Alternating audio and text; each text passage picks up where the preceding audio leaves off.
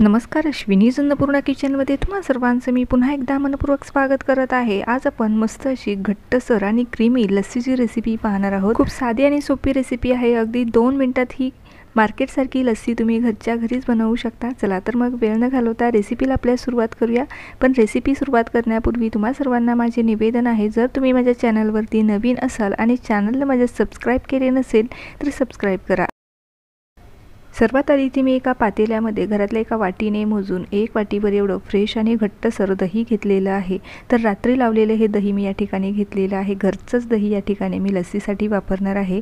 लस्सीसाठी नेहमी घट्टसर आणि फ्रेशच दह्याचा वापर करायचा आहे। आता त्याच वाटीने मोजून बरोबर पाव वाटीभर आपल्याला पाणी टाकायचं आहे। तर या पाण्याऐवजी तुम्ही इथे दूधसुद्धा वापरू शकता। त्यानंतर 4 चमचेभर एवढी मी साखर टाकलेली आहे। आता रवीने छान असं घुसळून घ्यायचं आहे, म्हणजे दह्यामध्ये ज्या काही गाठी असतील त्या छान अशा मोडल्या जातील। तर त्यासाठी इथे मी रवीचा वापर करत आहे। तुमच्याकडे हँड ब्लेंडर असेल तर हँड ब्लेंडरने तुम्ही हे घुसळून घेऊ शकता किंवा विस्करच्या मदतीने सुद्धा ह्याच्या गाठी ज्या आहे दह्यामधल्या त्या मोडू शकता।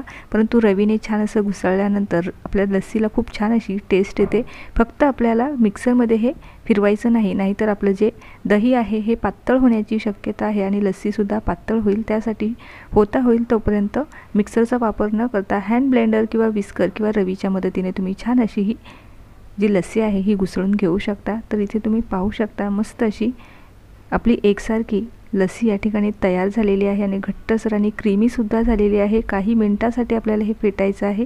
तर लस्सी आपली इथे आता पिण्यासाठी तयार झालेली आहे। लस्सी बनवण्यासाठी शक्यतो फ्रेश दह्याचा वापर करायचा आहे। जास्त आंबट दही घेऊ नका, नाहीतर आपली जी लस्सी आहे जास्त आंबट होईल।